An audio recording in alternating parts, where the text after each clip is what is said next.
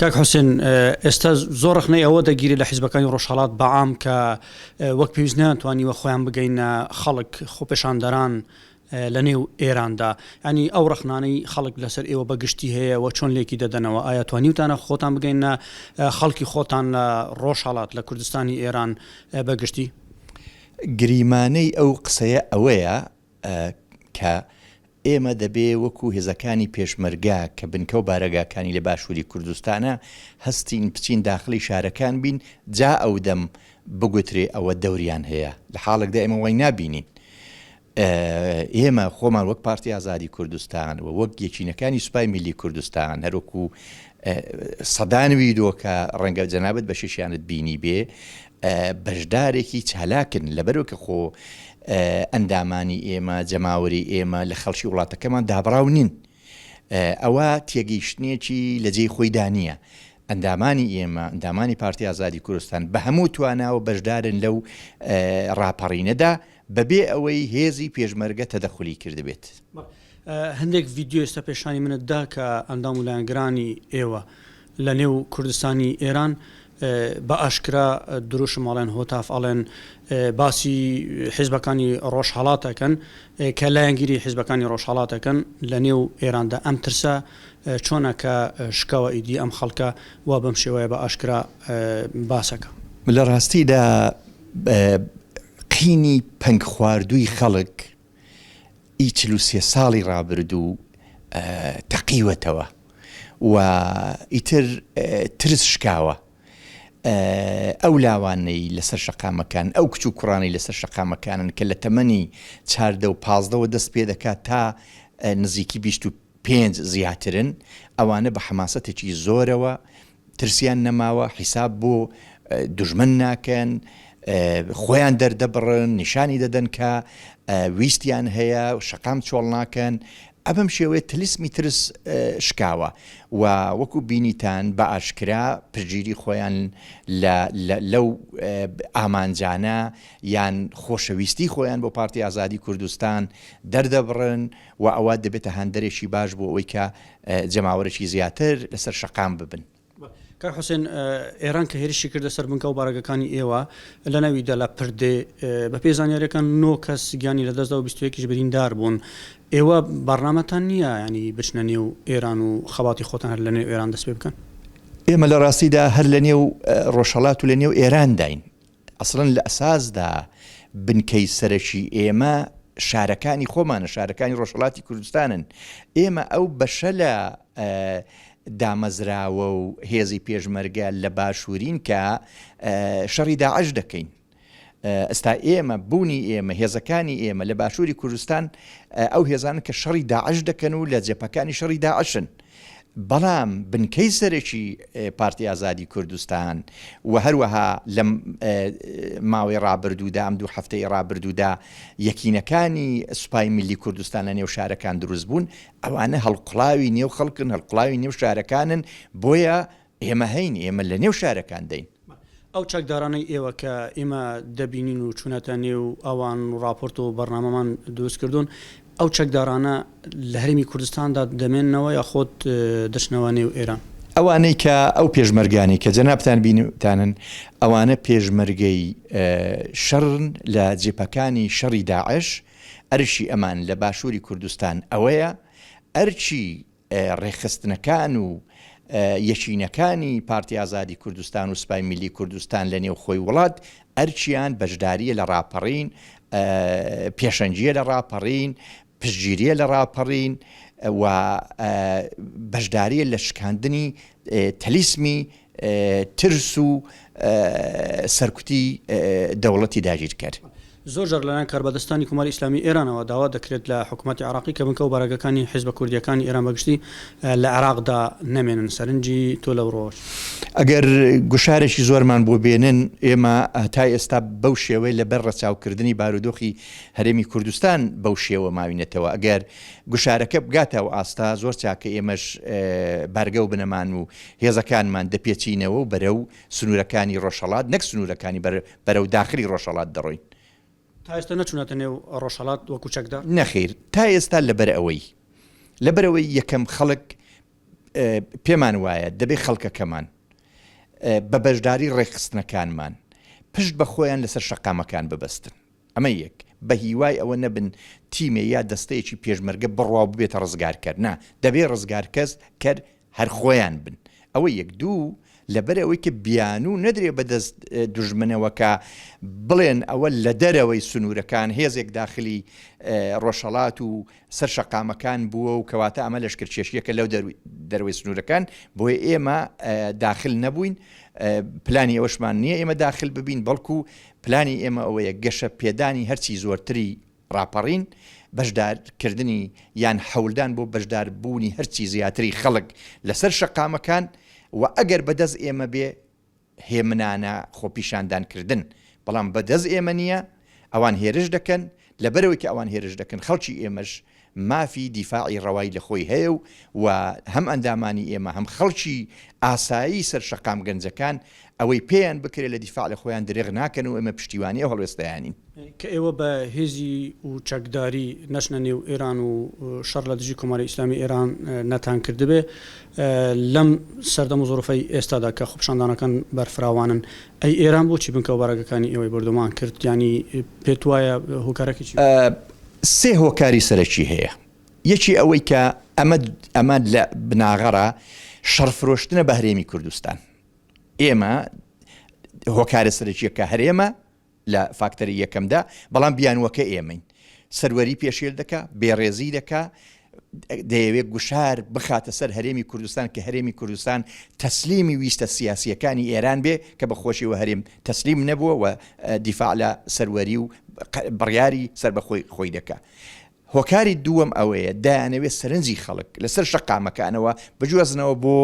لای ئێمە بۆ لای بنکە و بارەگاکانمان خەڵک تووشی داخ و کەسەر بکەن خەڵک بەهۆی ئەوەی کە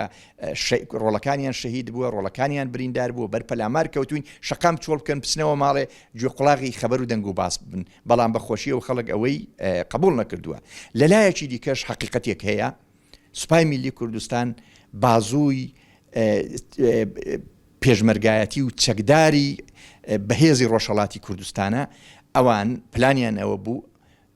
ئامانجیان ئەوە بوو ئەم بازووە چەکدارە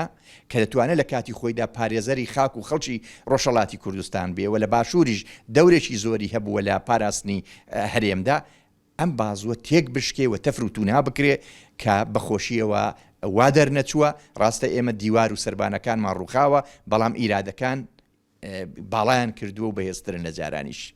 حوسێن پلان و بەرنامەی ئێوە بۆ ئەم خۆپیشاندان و گردبوونەوە و ناڕازاتیانەی نێو ئێران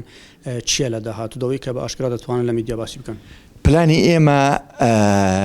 کە هەڵبەتە لێرەوە دانانرێ بەڵکو لە نێو خۆی وڵاتەوە دادەندرێت مەیدانی دادەندرێت گەشە پێدانی ڕاپەڕینە بردنە سەرەی ژمارەی بەشدارانی ڕاپەڕینەکەیە دروستکردنی هاوکاتی و هاواهەنگیە سەرەتا لە نێو شارە کوردستانیەکان شارە کوردیەکان لەگەڵ یەکتر و هەروەها و هاوکات لەگەڵ سەرانسەری ئێران کە ئەم هاوکاتی و هاوزەمانی و بەشداریە زۆرە دەتوانێت مەچینەی سەرکوتی حکوومەتی ئێران پەک بخات و ڕاپەڕین بەرەو سەرکەوتن بڕوات. باسی هاو ئاهەنگیت کرد لە نێو ئێراندا ئەی بۆ لە نێو حیزبە کوردیەکانی کوردستانی ئێران ئەو هاو ئاهەنگیە نابینرێتن ئێوە بەرنامەتان بۆ ئەمە چییە؟ ئێمە تەنانەت لە پێش دەستپێکی ڕاپەڕینەوە لەبەرەوەی کە پێشبینی ئەوەمان هەبوو کە ڕاپەڕین دەکرێت تا ئێستا زیاد لە 6 جار بە شێوەی ڕسمی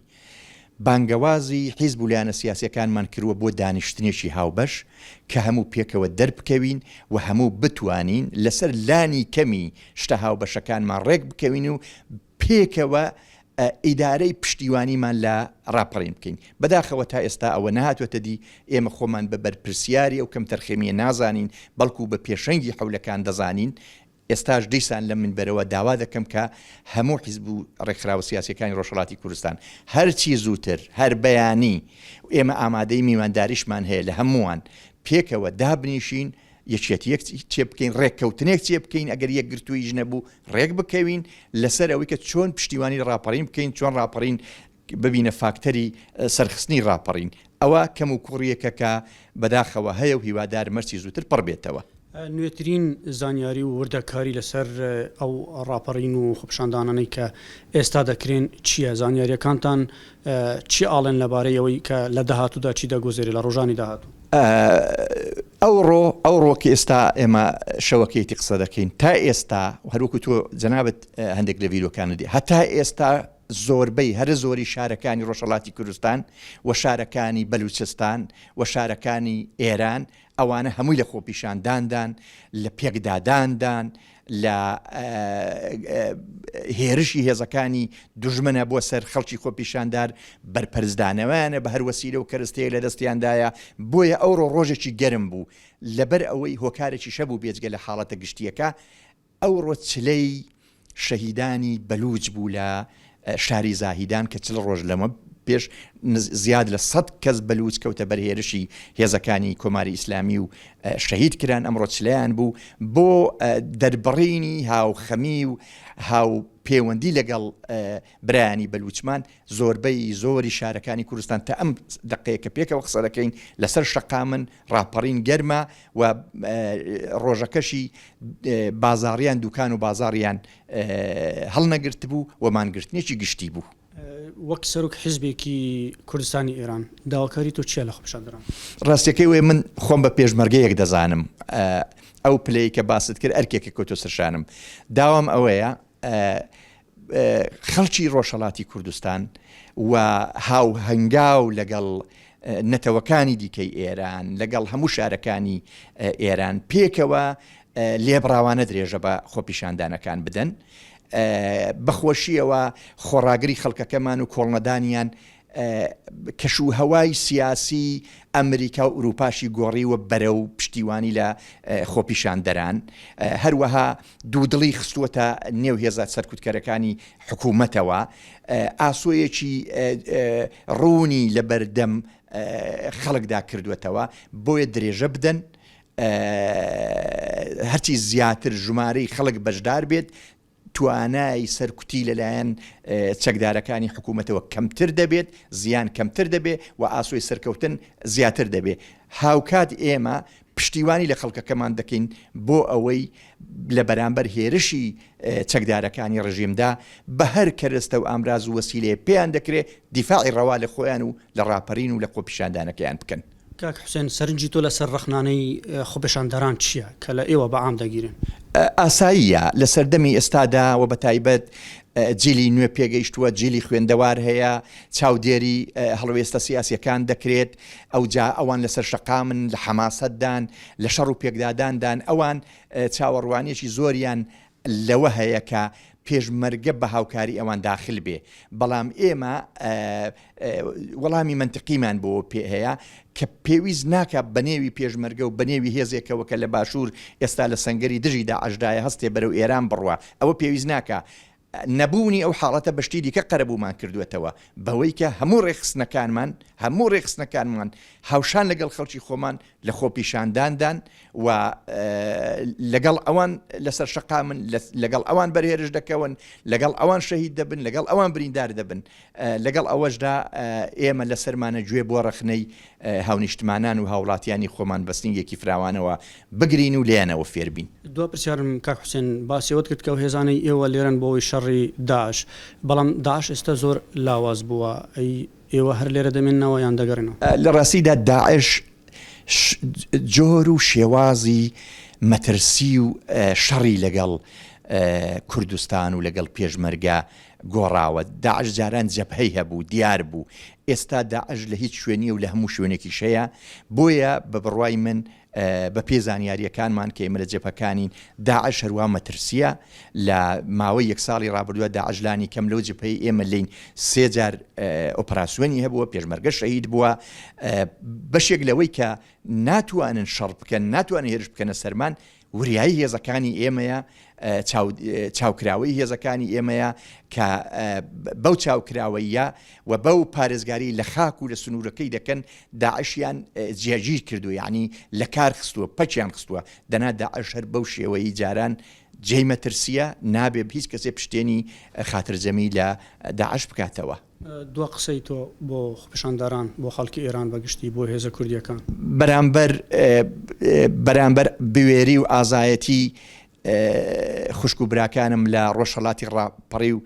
سەری ڕێز و کوڕنۆژ دادنەوێنم بەرامبەر شەهیدەکانیان هەر بەو شێوەیە شەهیدەکانمان هەر بەو شێوەیە داوام بەردەوامی ڕاپەڕین و کۆڵنەدانە داوام لە حیزب و سازمان ڕێکخراوە سیاسیەکان ئەوەیە کە هەرچی زووتر پێکەوە دابنیشین پێکەوە ڕێک بکەوین لەسەر ئەجندایەکی هاوبەش و پێکەوە ئیدارەی پشتیوانی لە ڕاپەڕین بکەین. حوسێن یازدان پەنا سەرۆکی پارتی ئازادی کوردستان زۆر سپاس. زۆر بەخێر بێن سەرچاوان.